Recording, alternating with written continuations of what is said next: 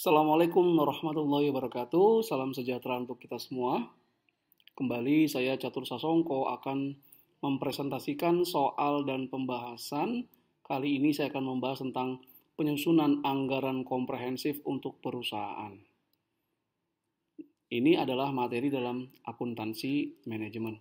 Jangan lupa untuk mengunjungi e-learning.penerbitsalemba.com untuk memperoleh video pembelajaran yang ada serta soal dan yang dapat Anda kerjakan secara mandiri. Berikut nanti ada pembahasan komprehensifnya serta persiapan untuk menghadapi ujian tengah semester dan ujian akhir semester. Oke, kita mulai. Kita masuk ke soalnya. Jadi misalnya Pak Dadang memiliki toko kelontong yang menjual alat-alat olahraga yang bernama Toko Dadang Sport. Pak Dadang ingin menyusun anggaran kas tokonya untuk bulan Oktober. Berikut ini adalah informasi yang diperlukan untuk menyusun anggaran kas bulan Oktober untuk Toko Dadang Sport. Yang pertama, saldo kas awal Oktober diperkirakan sebesar 11.180.000. Kemudian berikut ini adalah penjualan aktual, ya, penjualan yang sesungguhnya untuk bulan Agustus dan bulan September. Dibagi dua, ada penjualan tunai dan penjualan kredit serta total penjualannya. Oke. Piutang ditagih selama 3 bulan dengan pola penagihan sebagai berikut. Di bulan terjadinya penjualan yang dapat ditagih adalah 40%, 1 bulan setelah penjualan 36%, dan 2 bulan setelah penjualan adalah 2%. Ya. 76 jadi 98, 2%-nya dianggap tidak tertagih. Persediaan barang dagang yang dibeli nilainya sebesar 70% dari total penjualan suatu bulan. Berikut ini adalah pola pembayaran utang dagang dari pembelian persediaan. Di bulan terjadinya pembelian itu 45% dan 1 bulan berikutnya adalah 55%. Berikut ini adalah pengeluaran untuk beban operasi dan pajak di bulan Oktober. Pertama, pengeluaran kas untuk gaji dan upah 38.500.000 ini per bulan. Kemudian pengeluaran kas untuk sewa per bulan 39.500.000. Pajak yang dibayarkan di bulan Oktober 16.350.000. Penarikan oleh pemilik ini dianggap sebagai gaji pemilik menurut Pak Dadang. Nah, itu sebesar 35 juta, untuk iklan 15 juta per bulan. Beban operasi lainnya 38 juta per bulan dan pengeluaran untuk internet serta telepon 3.200.000 per bulan. Adapun perkiraan penjualan di bulan Oktober adalah sebagai berikut. Penjualan tunai diperkirakan sebesar 50 juta, sedangkan penjualan kreditnya adalah 630 juta. Maka total penjualan adalah 680 juta rupiah. Saldo kas minimum di akhir bulan Oktober yang diinginkan oleh Dadang adalah 30 juta rupiah. Diminta susunlah anggaran kas bulan Oktober untuk Toko Dadang Sport. Oke.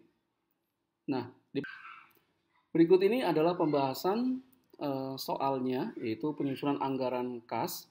Kita mulai dulu pembuatan schedule ya. Nanti di akhirnya kita akan membuatkan anggaran kas secara summary-nya. Kita mulai dari penerimaan kas di bulan Oktober. Nah, penerimaan kas di bulan Oktober ini dimulai dari penjualan tunai di bulan Oktober. Dari soal kita dapat dia 50 juta rupiah. Berikutnya adalah penagihan piutang dari penjualan kredit. Pertama adalah penjualan kredit di bulan Oktober, di bulan terjadinya penjualan. Nah, itu adalah 40% kali penjualan kredit di bulan Oktober, yaitu 630 juta. Kita dapat 252 juta rupiah. Kemudian penjualan kredit di bulan September itu yang ditagih di bulan Oktober, jadi 1 bulan setelah penjualan. Nah, itu 1 bulan setelah penjualan itu adalah 36% kali penjualan kredit di bulan September. Jadi kita dapat 36% kali 620 juta, kita peroleh 223.200.000. Kemudian yang terakhir itu berasal dari penjualan kredit di bulan Agustus. Nah, ini adalah penagihan dari penjualan bulan Agustus yang ditagih di bulan Oktober. Jadi 2 bulan setelah penjualan. Nah, itu adalah 22% kali penjualan kredit di bulan Agustus, 580 juta rupiah. Kita dapat 127.600.000 rupiah. Maka total penerimaan piutangnya yang berasal dari penjualan bulan Oktober, penjualan bulan September, dan penjualan bulan Agustus adalah 602.800. Total penerimaan kas dari penjualan tunai dan penagihan piutang itu adalah Rp652.800.000. Berikutnya kita masuk ke bagian pengeluaran kas. Yang pertama adalah pengeluaran kas yang dilakukan untuk pembelian persediaan barang dagang di bulan Oktober. Pertama, pembayaran atas pembelian persediaan di bulan Oktober. Dari soal kita ketahui, pembelian persediaan adalah 70% dari penjualan di bulan yang sama. Setelah itu, dari 70% tersebut, dari pembelian tersebut, 45% dibayar di bulan terjadinya pembelian persediaan, dan sisanya 50% itu berasal dari akan dilakukan 1 bulan setelah pembelian. Oleh karena itu, pembayaran yang dilakukan atas pembelian persediaan di bulan Oktober adalah 70% kali 680 juta. 680 juta ini adalah sales ya, atau penjualan di bulan Oktober. 45%-nya ini adalah pembayaran di bulan terjadinya pembelian.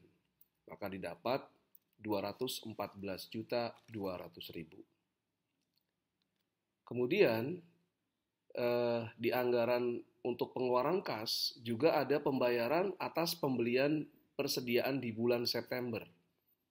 Ini formulanya adalah 70% kali penjualan di bulan September dan dikali dengan 55%. Jadi pembelian di bulan September yang dibayarkan di bulan Oktober itu adalah 55%. Maka kita peroleh 70% kali 665 ini adalah penjualan di bulan September. 55 adalah pola pembayaran 1 bulan setelah pembelian. Maka kita peroleh Rp256.025.000. Oleh karena itu, total pembayaran kas untuk pembelian persediaan di bulan Oktober diperkirakan sebesar Rp470.225.000. Jadi fokus di formula ini. Berapa persen pembelian dari penjualan, kemudian ditagih di bulan apa, di bulan terjadi pembelian atau di bulan terjadi atau 1 bulan setelah pembelian, karena nanti persentase pembayarannya berbeda. Oke, lanjut. Sekarang pembayaran atas beban operasi di bulan Oktober dan pajak di bulan Oktober. Nah, ini kita dapat dari soal semua langsung. Pengeluaran kas, gaji, dan upah.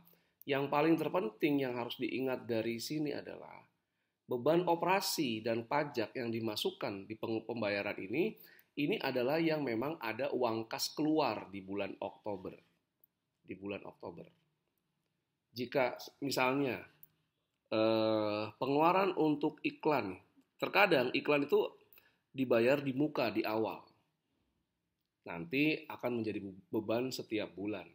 Kalau seperti itu, maka yang masuk ke anggaran kas adalah yang pertama kali membayar itu. Berikutnya setelah pengakuan bebannya tidak dimasukkan. Jadi ingat kembali bahwa anggaran kas adalah yang memasukkan semua yang ada terkait dengan penerimaan kas dan pengeluaran kas. Jadi harus ada kasnya. Makanya kita lihat di sini tidak ada beban depresiasi atau penyusutan. Nah, total pembayaran atas beban operasional dan pajak di bulan Oktober adalah Rp177.550.000. Oke. Nah, setelah ini kita sudah ada penerimaan, sudah ada pengeluaran, ada saldo kas awal tadi, kita bisa menyusun anggaran kas untuk toko dadang sport di bulan Oktober. Pertama dimulai dari saldo kas awal. Ini berasal dari soal 11.180. Kemudian penerimaan kas di bulan Oktober dari anggaran penerimaan kas yang sudah kita hitung tadi berasal dari penjualan tunai dan penerimaan piutang itu Rp652.800.000. Maka saldo kas awal ditambah penerimaan kas di bulan Oktober itu adalah total kas yang tersedia Rp663.980.000. Kemudian kita kurangkan dengan pengeluaran kas di bulan Oktober. Yang pertama itu dari pembelian persediaan di bulan Oktober yang sudah saya bahas sebelumnya. Itu untuk pembelian persediaan 470.225.000 di bulan Oktober. Kemudian pengeluaran beban operasi dan pajak di slide sebelumnya itu 177.550.000. Maka total pengeluarannya itu adalah Rp647.775.000. Nah, si Pak Dadang menginginkan ada saldo kas minimum sebesar 30 juta. Maka saldo kas ini kita tambahkan dulu ke pengeluaran 30 juta. Oke. Surplus atau defisit ini berarti adalah total kas yang tersedia dikurangi dengan pengeluaran, ya, total kas dikurangi pengeluaran dan dikurangi saldo minimum. Berarti 663.980.000 dikurangi dengan 647.775.000 dan dikurangi 30 juta, maka kita dapat defisit minus karena total kas yang tersedia lebih rendah daripada pengeluaran dan saldo kas minimum, Rp13.795.000.